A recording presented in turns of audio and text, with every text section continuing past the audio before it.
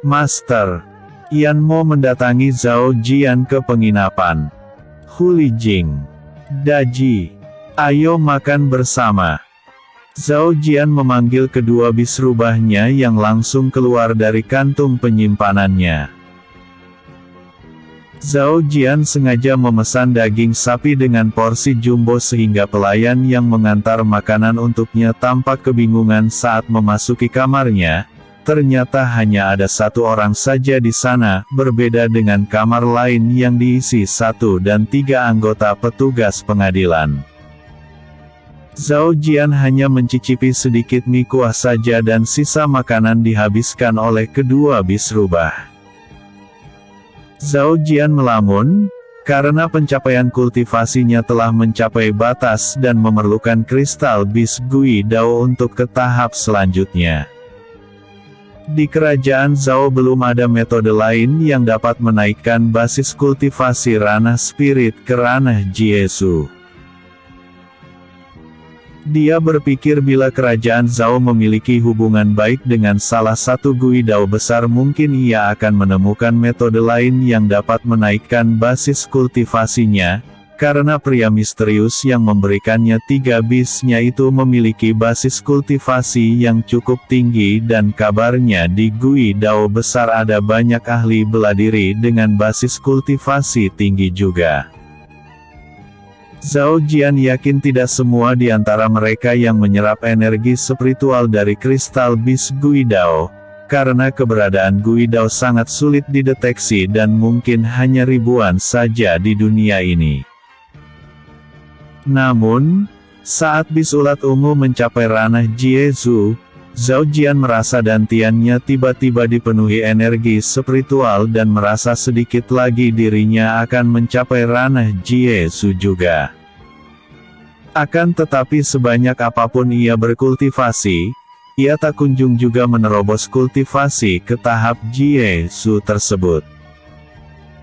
Mungkinkah bila Hu Lijing dan Daji menerobos kultivasi ke ranah Jiesu, maka ranah kultivasiku akan naik juga. Ini teori yang masuk akal menurut Zhao Jian. Kalau begitu, Daji, kamu harus menyerap esensi matahari setiap hari dan baru boleh istirahat saat matahari tenggelam. Hehehe.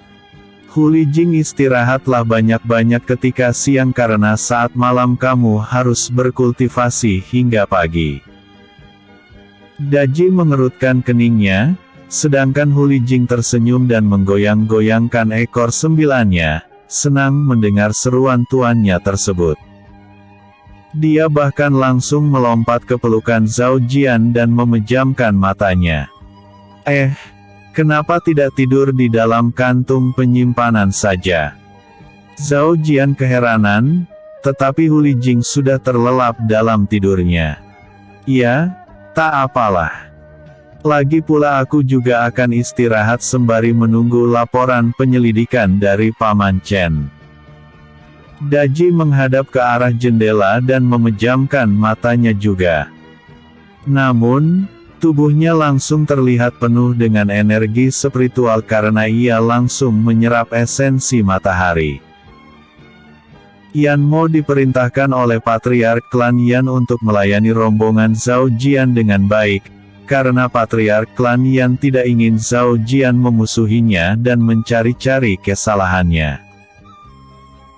Dia juga tidak ingin bernasib sama dengan para petinggi di klan Huang yang langsung dieksekusi mati di tempat oleh Zhao Jian, walaupun klan Yan sebenarnya memiliki hubungan baik dengan Jenderal Zhao Yi yang juga pangeran pertama tersebut. Namun, bila bersangkutan dengan masalah hukum, Zhao Yi dengan tegas tidak akan melakukan intervensi dan membiarkan pengadilan yang memutuskan perkaranya, apakah mereka bersalah atau tidak. Yanmo sangat gugup dan detak jantungnya berdetak kencang saat ia akan mengetuk pintu kamar Zhao Jian. "Permisi. Hakim Jian ini aku Yanmo." Dia berkata pelan. "Apakah Hakim Jian memiliki waktu luang? Kalau Hakim Jian tidak sibuk maka aku akan mengajak Anda keliling kota Lingqi ini." Sebenarnya ada rumah bordil yang sangat bagus di sini. Mereka menyediakan arak terbaik dan kebetulan ada Nona Yan Yue yang akan melakukan pertunjukan musik. Rumah bordil resmi di Kerajaan Zhao hanya menyediakan layanan judi, penjualan arak dan tarian serta musik tradisional.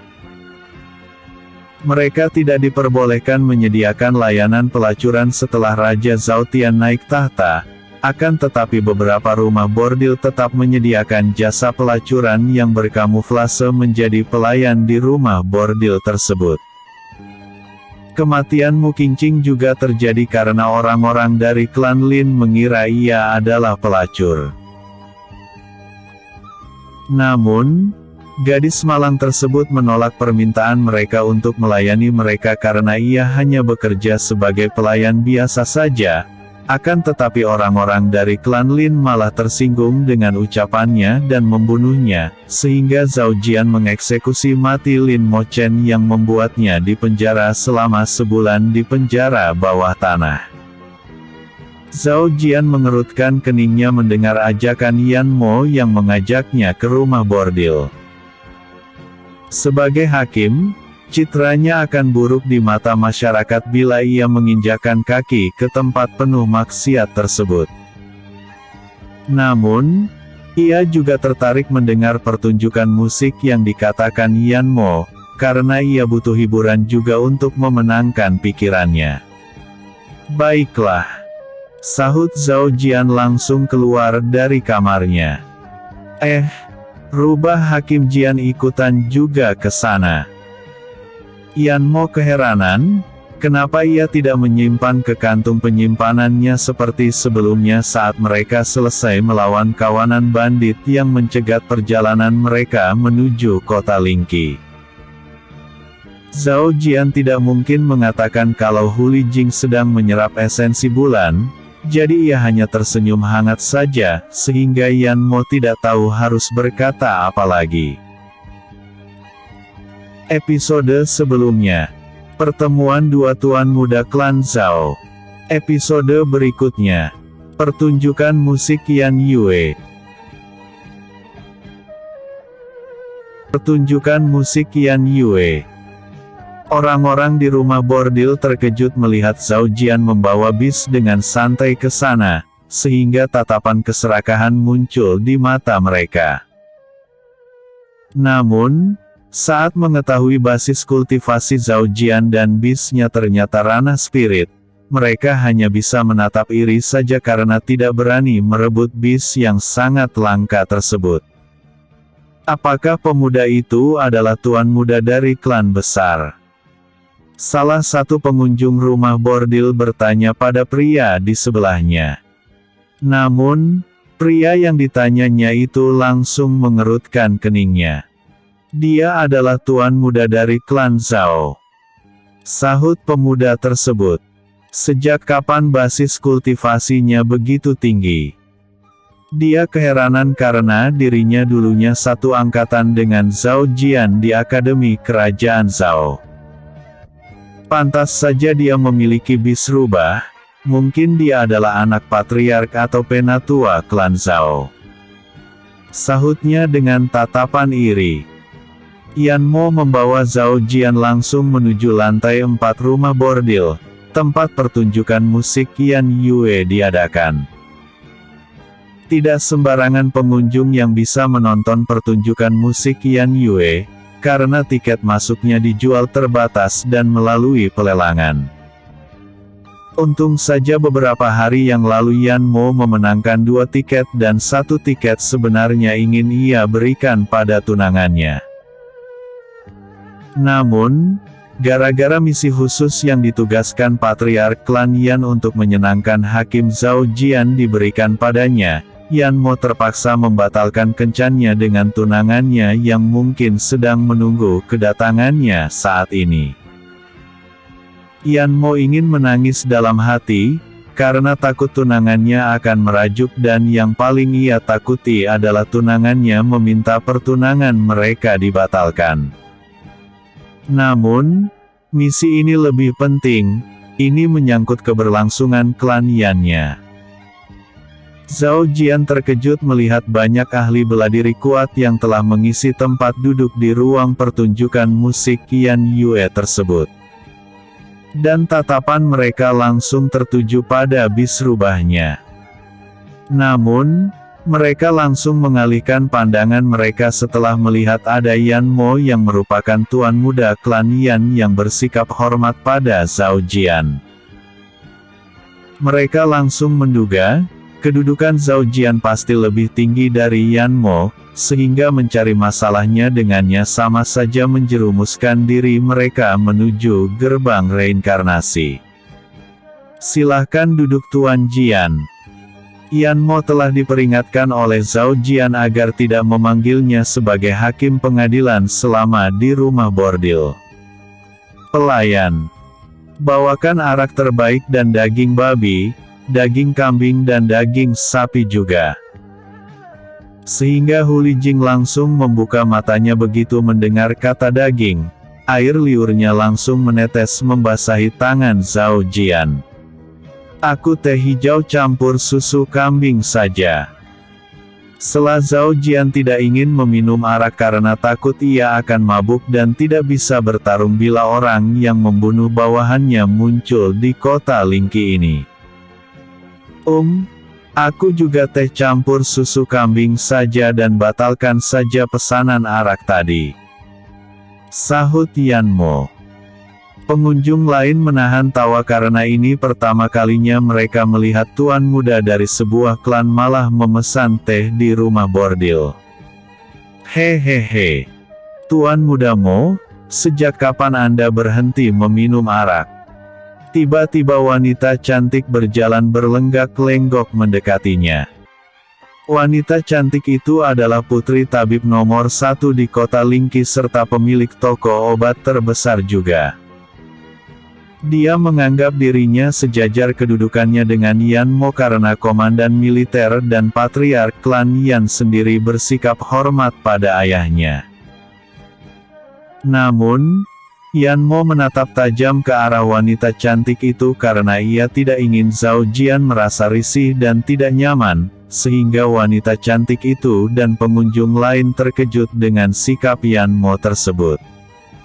Enyahlah dari sini. Bentaknya. Kau. Wanita cantik itu menggertakkan giginya dan melirik Zhao Jian. Kau adalah tuan muda klan Zhao Si nomor 2 terakhir di akademi. Zhao Jian menoleh ke arah wanita tersebut dan mengerutkan keningnya, karena teringat saat ujian bela diri. Wanita cantik ini menendang belut tampannya hingga ia harus ditandu ke pinggir panggung latih tanding. Luo Bing. Sapa Zhao Jian. Ternyata kamu adalah wanita yang suka ke rumah bordil. Candanya. Yan Mo tercengang. Ternyata Zhao Jian mengenal Luo Bing dan mereka satu angkatan di Akademi Kerajaan Zhao yang berarti usia Zhao Jian saat ini adalah 19 atau 20 tahun. Dia terkejut, Zhao Jian berarti baru lulus tahun ini dan langsung menjadi hakim, yang berarti dia bukan tuan muda biasa, identitas aslinya pasti sangat dihormati di klan Zhao. Hehehe. Untung saja aku yang ditugaskan oleh klan melayani Hakim Zhao, sehingga di masa depan aku akan menjadi penghubung antara pengadilan dari ibu kota dengan klan Zhao. Alis mata Luo Bing terangkat, ekspresi wajahnya menjadi masam. Sialan kau Zhao Jian. Aku bukan wanita seperti itu. Aku kesini menonton pertunjukan musik dari Nona Yan Yue. Dia langsung duduk di sebelah Zhao Jian dan melipat kedua tangannya di dada. Ternyata rumor kau menjadi kuat secara tiba-tiba itu benar adanya. Apakah selama ini kau berpura-pura menjadi anak ayam, padahal sebenarnya adalah serigala berbulu domba? Cibirnya. Hei, jangan begitulah. Kalau aku tidak berpura-pura maka kau tidak akan menjadi salah satu lulusan terbaik di Akademi Kerajaan. Zhao Jian tersenyum cerah. Kemudian Yan Yue memasuki panggung, dia tampak sangat cantik seperti ucapan Yanmo. Apalagi balutan hanfu putih membuatnya terlihat seperti dewi dan ia langsung memetik senar gukin sembari menyajikan lagu yang membuat para penonton terhanyut ke dalam nada-nada lagu tersebut. Lagu ini mengandung teknik hipnotis. Gumam Zhao Jian yang sempat terhanyut ke dalam dunia ilusi yang dibuat oleh Yan Yue. Untung saja Huli Jing yang asyik memakan daging langsung membatalkan efek hipnotis tersebut. Episode sebelumnya, Yanmo mendatangi Zhao Jian ke penginapan. Episode berikutnya, kedatangan Ye Jing. Beastmaster. Kedatangan Ye Jing. Yan Yue terkejut melihat Zhao Jian malah menyeduh tehnya, padahal penonton lainnya sedang terhipnotis oleh nyanyiannya. Matanya terus menatap Zhao Jian dan meningkatkan efek sihir hipnotisnya agar Zhao Jian memasuki dunia ilusi yang ia buat, karena dengan memasuki dunia ilusi itulah para penonton merasa mereka seperti sedang di surga dan dirinya makin terkenal. Dia takut bila Zhao Jian memberitahu yang lain kalau sebenarnya alunan musiknya sebenarnya biasa-biasa saja dan tidak ada yang spesial. Lumayan. Zhao Jian bertepuk tangan setelah Yan Yue berhenti bernyanyi dan semua penonton kembali ke kesadaran mereka. Yan Yue hebat sekali. Aku merasa setiap lirik-lirik lagunya membuatku seperti hanyut ke dalamnya. Luo Bing menyeka air matanya, hanya Zhao Jian yang ekspresi wajahnya biasa-biasa saja. Tatapan mata Yan Yue masih tertuju pada Zhao Jian dan ia kemudian berdiri, kemudian menangkupkan tinju dan meninggalkan ruangan tersebut. Apakah ia kesal padamu? Luo Bing bertanya pada Zhao Jian. Hah? Kenapa ia harus kesal padaku? Sahut Zhao Jian mengerutkan keningnya. Tapi aku merasa ekspresinya tidak seperti biasanya dan dia hanya menatapmu saja setelah selesai bernyanyi. Luo Bing keheranan. Aku juga merasakan hal yang sama Nona Bing. Sahut Yanmo. Mungkinkah aku terlalu tampan? Zhao Jian mengelus wajahnya. Ketampanan ini adalah beban berat yang harus kupikul selamanya, karena gadis-gadis cantik selalu terobsesi memilikiku. Ya, kan Binger? Luo Bing langsung berdiri dari tempat duduknya dan berkata, "Cih, apakah kepalamu terbentur tembok?" Zhao Jian tersenyum cerah karena berhasil menggoda Luo Bing. Akan tetapi ia langsung mengerutkan keningnya saat mendengar suara telepati dari Huli Jing. Cepat laporkan pada Patriark Yan kalau kultivator jahat itu telah mendekati kota Lingqi dan basis kultivasinya adalah ranah Jiesu. Seru Zhao Jian pada Yanmo. Zhao Jian akhirnya mengerti, mengapa dua bawahannya yang merupakan petugas pengadilan senior dapat dikalahkan dengan mudah. Ternyata pihak musuh memiliki basis kultivasi yang sangat tinggi. Kalau begini melawan 100 atau ratusan ahli bela diri pasti akan mudah baginya. Yanmo dan Luo Bing terkejut mendengarnya, begitu juga dengan para pengunjung lainnya. Apakah kau bercanda saudara Jian? Luo Bing berkata dengan gugup. Aku tidak bercanda, bis rubahku ini merasakan energi spiritual yang dipancarkan olehnya. Sepertinya musuh kita tidak menyembunyikan auranya lagi. Dia sangat percaya diri karena ahli bela diri di kerajaan Zhao kita hanya mencapai basis kultivasi ranah spirit saja. Zhao Jian meyakinkan mereka.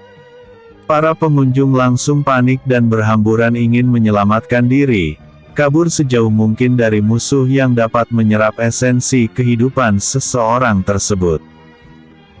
Yan Mo segera menghancurkan atap rumah bordil dan menembakkan kembang api ke langit, tanda musuh telah mendekati kota Lingqi. Kemudian dia segera kembali ke kediaman klan Lingqi. Luo Bing ingin mengikuti Zhao Jian, akan tetapi Zhao Jian menyarankannya untuk kembali ke rumahnya karena dirinya akan berhadapan langsung dengan musuh tersebut. Ye Jing menggunakan teknik lompatan darah, di mana ia menggunakan esensi darahnya melakukan lompatan sejauh 1 mil dan hanya dalam beberapa lompatan saja, ia langsung muncul di pinggir kota Lingqi. Apakah ada ahli bela diri yang dapat mendeteksi keberadaanku? Kenapa tanda mara bahaya muncul? Ye Jing mengerutkan keningnya menatap kilauan kembang api di langit. Dia bukan kultivator bodoh yang bergerak satset tanpa mempertimbangkan akibat yang ditimbulkan oleh gerakannya itu. Dalam cerita dongeng memang sering diceritakan kalau tokoh utama dapat mengalahkan musuh yang jauh lebih kuat darinya, bahkan ia dapat menundukkan satu kerajaan padahal ia hanya bocah kemarin sore. Hal ini mungkin saja terjadi, tetapi bagi Ye Jing resikonya terlalu besar. Dia yakin klan Yan mungkin sudah mempersiapkan cara melawannya, makanya mereka tidak mengungsi walaupun mengetahui dirinya telah datang. Kalau begitu, aku akan menggunakan metode lama saja. Mari kita lakukan perburuan yang membuat kalian merasa seperti domba-domba yang diintai harimau kelaparan, hahaha. Ye Jing berubah menjadi asap merah darah dan melesat ke dalam kota Lingqi. Zhao Jian mengirim pesan pada petugas pengadilan agar bergabung dengan petugas pengadilan cabang kota Lingqi. Dia juga memperingatkan petugas pengadilan di bawah ranah spirit untuk tidak melawan musuh karena itu hanya akan menyetor nyawa mereka saja. Petugas pengadilan dengan ranah spirit juga harus melawan musuh secara berkelompok dan jangan sendirian. Cara satu-satunya melawan musuh kuat adalah mengeroyoknya seperti yang dilakukan kawanan anjing pemburu saat melawan binatang buas. Tuan! Gawat! Dia menghilangkan auranya. Gerutu Huli Jing karena ia tidak dapat merasakan keberadaan Ye Jing lagi. Mungkinkah tadi ia hanya mengirim pesan ancaman agar kita bersiap-siap melawan teror yang akan ia lakukan? Zhao Jian berspekulasi dan berhenti bergerak di atas atap rumah penduduk, memperhatikan sekelilingnya dan menebak ke arah mana musuh akan pergi. Zhao Jian juga bingung. Dia sudah pergi ke pinggiran kota Lingqi dan tidak melihat ada penduduk yang menjadi korban dari teknik terlarang yang menghisap esensi kehidupan mereka. Mungkinkah ia mengincar ahli bela diri dengan basis kultivasi tinggi? Zhao Jian mengerutkan keningnya dan segera melesat ke arah kediaman klan Yan, karena di sanalah anggota klan Yan dan prajurit kerajaan berkumpul saat ini. Episode sebelumnya. Pertunjukan musik Yan Yue. Episode berikutnya. Mantan tunangan. Mantan tunangan. Patriark klan Yan dan Jenderal Zhao Yi sedang berbincang-bincang santai saat Yan Mo tiba-tiba muncul di hadapan mereka dengan ekspresi wajah pucat. Gawat! Dia di sini? Musuh itu telah menerobos ke dalam kota dan dia di ranah Jiesu. Yan Mo berkata dengan gugup, karena lawan yang akan mereka hadapi adalah ahli bela diri terkuat di kerajaan Zhao. Gelas di tangan patriark klan Yan terjatuh dan detak jantungnya berpacu dengan cepat. Kamu tidak berbohong, kan? Mana mungkin ada ranah Jiesu di kerajaan Zhao kecuali dia orang asing yang menyusup ke Gui Dao kita. Namun, Itu tidak mungkin karena tidak ada laporan dari tembok besar kalau ada orang asing yang masuk. Aku tidak berbohong. Hakim Jian yang mengatakannya, sahut Yan Mo. Bisrubahnya merasakan keberadaan orang tersebut, tidak mungkin Hakim Jian berbohong karena ia juga langsung mengejarnya. Katanya lagi. Namun, Jenderal Zhao Yi terkejut mendengarnya. Kenapa si bodoh itu sangat ceroboh? Gerutunya. Cepat aktifkan formasi susunan bintang. Zhao Yi berharap formasi tersebut dapat menekan basis kultivasi musuh tersebut walaupun ia tidak tahu apakah formasi susunan bintang dapat menekan kultivasi ranah Jiesu. Karena selama ini formasi itu dikhususkan menekan kultivasi ranah spirit saja. Baik, Pangeran Yi. Sahut Patriark Klan Yan yang langsung mengaktifkan formasi susunan bintang. Moer, cepat panggil Yan dan Komandan Zhao Fan kemari. Dia khawatir pada putrinya itu karena Yan dan suaminya beberapa saat yang lalu kembali ke kediaman mereka. Ye Jing merasakan tiba-tiba basis kultivasinya ditekan ke ranah spirit. Namun, ia hanya menyeringai. Formasi sampah ini tidak akan dapat menekan kultivasiku. Cibirnya sembari menggigit ujung jari kelingkingnya, sehingga menetes setetes darah dan membatalkan serangan formasi susunan bintang padanya dengan segel darah, sehingga basis kultivasinya kembali ke ranah Jiesu. Ye Jing memejamkan matanya dan mencoba merasakan di mana keberadaan Yan dengan indera penciumannya. Walaupun ia bukan Ye Jing yang asli, tetapi ingatan Ye Jing yang asli masih tersimpan di benaknya dan ia tersenyum lebar saat merasakan keberadaan Yan. Yaner, sayang. Kamu yang akan menjadi korban pertamaku hehehe. Ye Jing langsung melesat ke kediaman Komandan Zhao Fan, sementara Zhao Jian melesat ke arah kediaman klan Yan. Yan kini sedang berbaring di tempat tidurnya tanpa mengenakan pakaian. Dia menggigit bibir bawahnya sembari mengedipkan mata pada suaminya, Zhao Fan yang sedang menanggalkan pakaian dinasnya. Kau sudah tidak sabar ya, gadis nakal. Zhao Fan merangkak pelan mendekati Yan. Hehehe.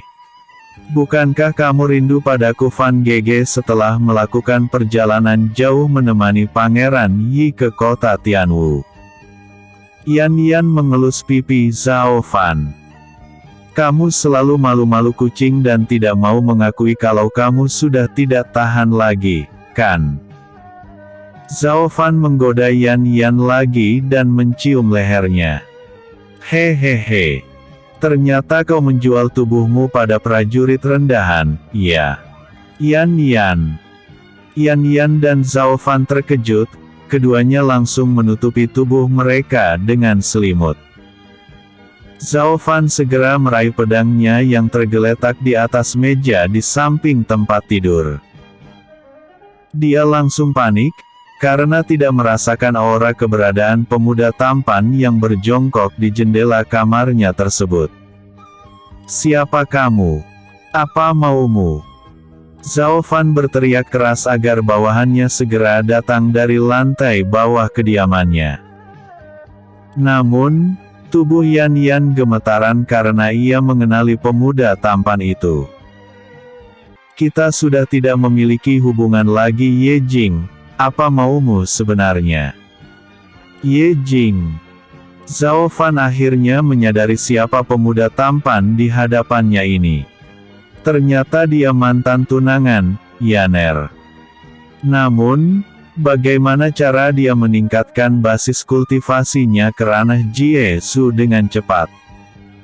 Zhao Fan khawatir Ye Jing datang kemari untuk melakukan balas dendam pada istrinya.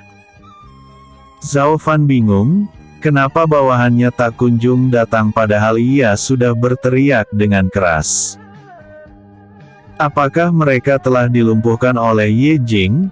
Karena dengan basis kultivasinya yang sangat tinggi itu, sangat mudah bagi Ye Jing mengalahkan mereka. Zhao Fan mengirim suara telepati pada Yan Yan agar segera kabur saat ia bertarung melawan Ye Jing. Dia meminta Yan Yan segera menembakkan kembang api agar bala bantuan dari kediaman klan Yan segera datang menyelamatkannya. Sudut bibir Ye Jing memancarkan seringai tipis dan ia sangat senang melihat ekspresi wajah mantan tunangannya itu.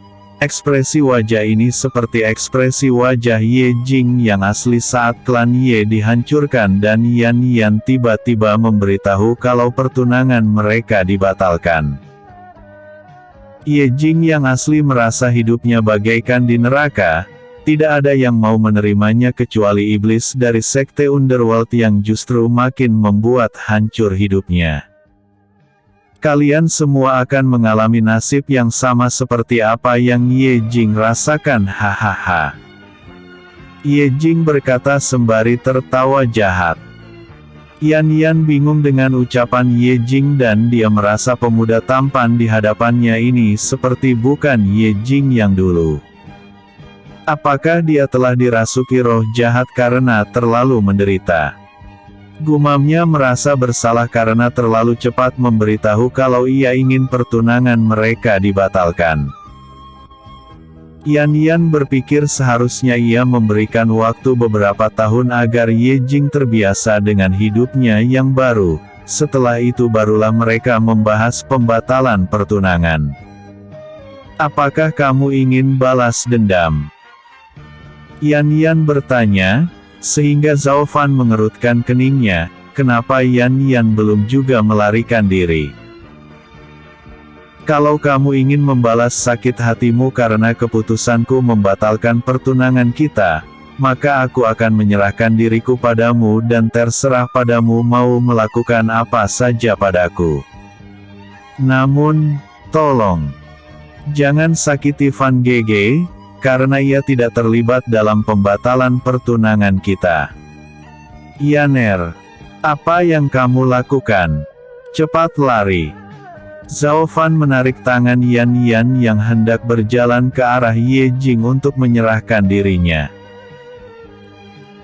Episode sebelumnya, kedatangan Ye Jing. Episode berikutnya, hidangan pembuka. Beastmaster. Hidangan pembuka. Hahaha. Sungguh drama yang menarik. Ye Jing tertawa terkekeh-kekeh. Namun, tiba-tiba ekspresi wajahnya menjadi masam dan menatap tajam ke arah Yan Yan, yang membuat mantan tunangannya itu bertekuk lutut. Apa yang kau lakukan Ye Jing sialan? Zhao Fan berteriak marah. Ye Jing menatap Zhao Fan dengan tatapan penuh niat membunuh, sehingga Zhao Fan berhalusinasi sedang ditusuk ribuan pedang yang membuatnya berteriak histeris. Yan Yan menangis terseduh-seduh dan memohon agar Ye Jing tidak menyakiti suaminya. Namun, Ye Jing mengabaikan seruannya dan mendekati Yan Yan, kemudian mencengkeram keras wajahnya sehingga menggores wajah cantiknya yang langsung meneteskan darah. Tolong Ye Jing. Jangan sakiti suamiku. Yan Yan memohon pada Ye Jing yang menyeringai jahat menatapnya.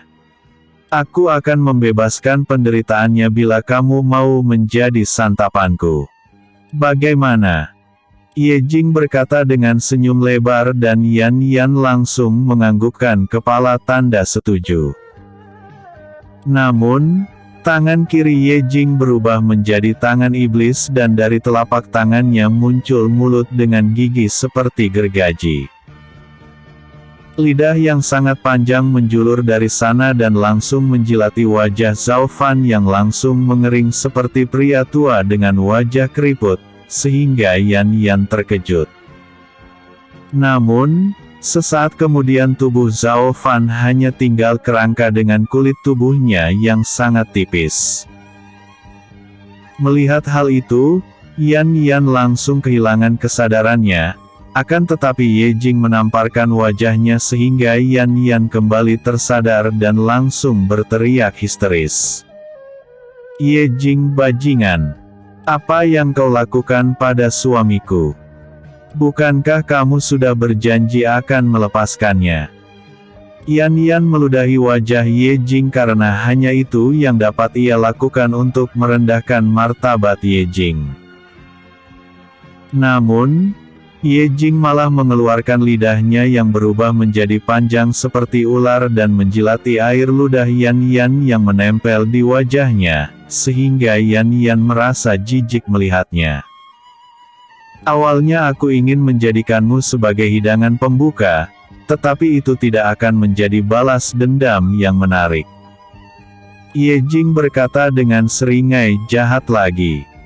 "Yan Yan sayang, kamu akan menjadi hidangan penutup yang sangat nikmat dan kamu juga akan melihat bagaimana seluruh anggota klan Yan akan membantuku menerobos ke ranah Tianzun hehehe." Ye Jing menarik rambut panjang Yan Yan dan menyeretnya keluar dari kamar. Yan Yan tidak berteriak histeris lagi, tatapannya menjadi kosong dan pasrah menerima keadaan yang telah menimpanya.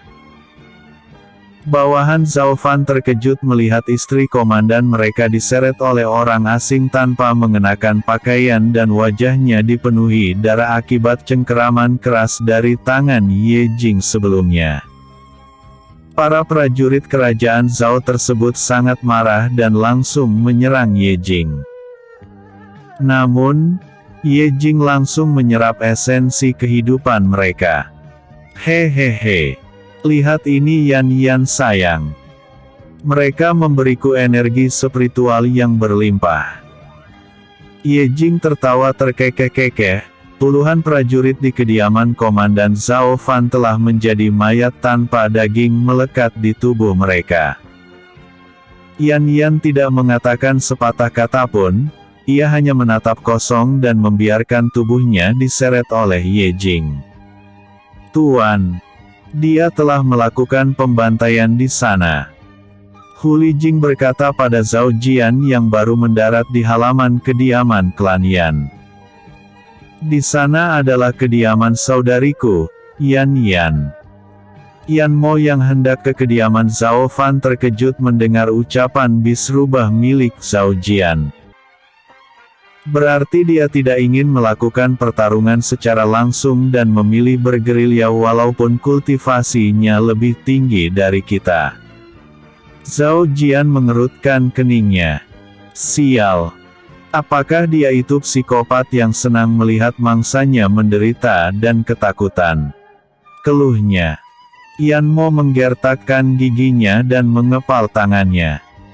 Dia sangat sedih karena saudarinya yang menjadi incaran pertama musuh yang mengerikan tersebut. "Mintalah Pangeran Zhao Yi membawa pasukannya secara berkelompok untuk melawannya. Kita tidak bisa membiarkannya terus melakukan teror pembunuhan pada penduduk yang tidak bersalah," seru Zhao Jian segera melompat ke atas atap rumah penduduk dan melesat ke arah kediaman Zhao Fan yang hanya berjarak 500 langkah dari kediaman klan Yan. Ye Jing menjentikkan jari tangannya, sehingga api hitam membakar kediaman klan Yan. Dia sengaja membakarnya agar perhatian prajurit kerajaan Zhao dan anggota klan Yan teralihkan ke sana, sehingga ia bisa melanjutkan perburuan mangsa di tempat lain. "Selanjutnya kemana, iya?" Ye Jing berjalan dengan santai di jalanan sempit sembari menyerap esensi kehidupan para penduduk yang melihatnya. Ibu mertua, kan, tinggal di sebelah tenggara kediaman klan Yan dekat dengan telaga hehehe." Yan Yan membelalakan matanya dan ingin berteriak histeris serta memohon agar Ye Jing tidak melakukannya. Namun, ia berpikir itulah yang diinginkan Ye Jing padanya, sehingga ia lebih memilih diam saja. Dugaan Yan Yan benar, Karena Ye Jing langsung mengerutkan keningnya sembari menatap Yan Yan yang hanya pasrah seperti mayat hidup saja. Membosankan? Kenapa kamu diam saja Yan Yan sayang? Ye Jing melakukan lompatan darah dan muncul di pinggir tenaga dan menyeringai menatap ke arah kediaman klan Yan. Episode sebelumnya. Mantan tunangan. Episode berikutnya. Sasaran berikutnya.